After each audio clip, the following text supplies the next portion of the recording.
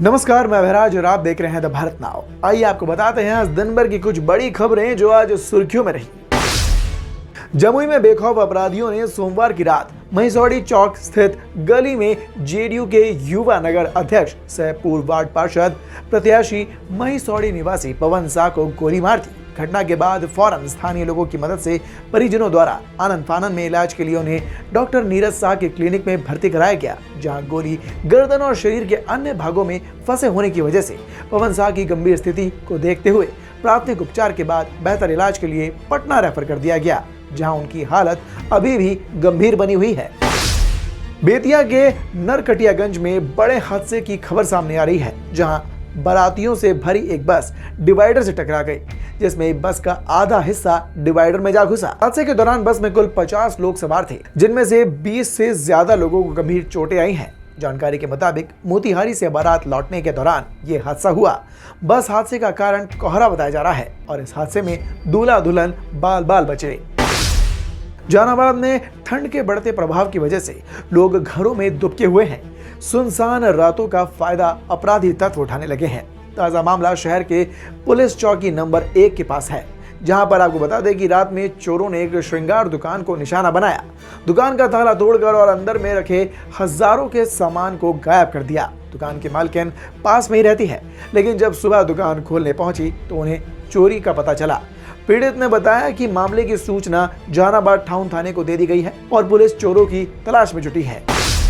फारबिसगंज अनुमंडल कार्यालय में सभागार में एसडीएम शैलजा पांडे की अध्यक्षता में फारबिसगंज और नरपतगंज विधानसभा के मतदाता सूची पुनरीक्षण को लेकर सुपरवाइजर के साथ मीटिंग हुई है, जिसमें अवर निर्वाचन पदाधिकारी अविनाश कृष्ण ने भाग भी लिया।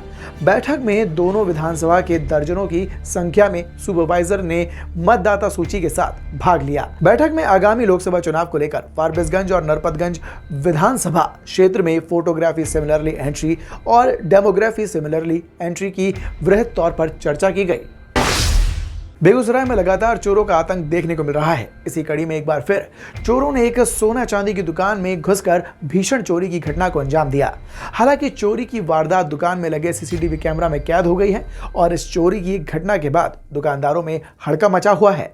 घटना भगवानपुर थाना क्षेत्र के सूर्यपुरा बाजार की है। बताया जा रहा है कि दुकानदार अपने दुकान बंद करके चला गया था और बीती रात चोरों ने दुकान का वेंटिलेटर तोड़कर दुकान के अंदर प्रवेश कर दुकान में रखा सारा सोना चांदी लेकर फरार हो गए। साथ ही 10,000 रुपए कैश भी लेकर फरार हो गए। हालांकि चोरी की करतूत सीसीटीवी में कैद हो गई है और उसी फुटेज के आधार पर पुलिस उन चोरों की तलाश में जुटी है।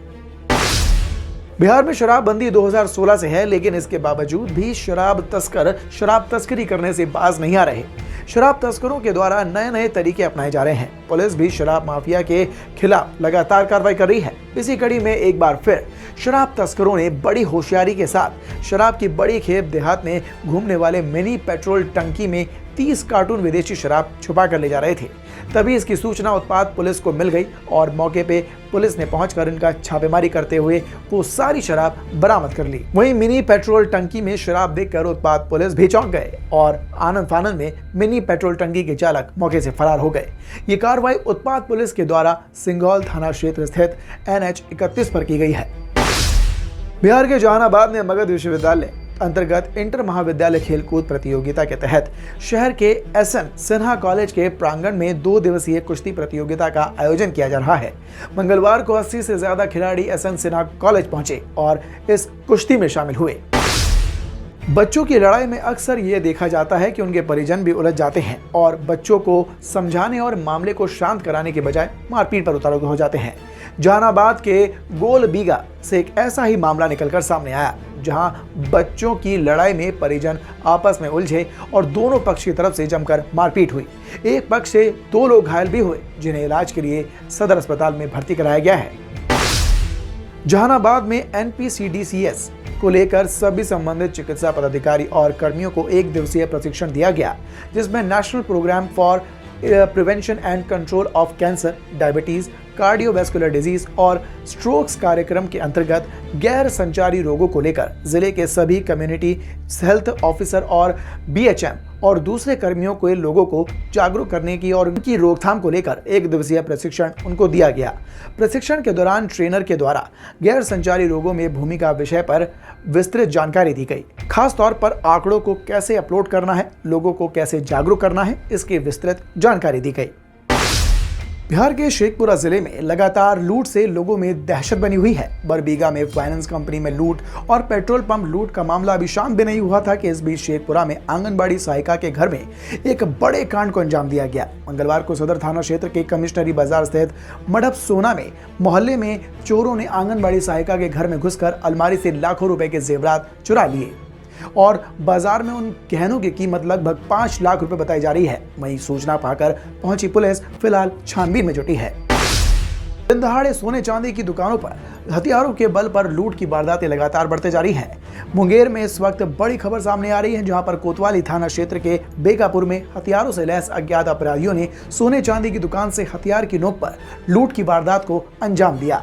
इस दौरान पीड़ित दुकानदार राहुल के द्वारा बताया गया कि जो लोग दुकान में आए हुए थे वो सोने का लॉकेट देखने के बहाने आए और जैसे ही सोने का लॉकेट दिखाया वैसे ही पूरा डब्बा लेकर वो वहां से फरार हो गए।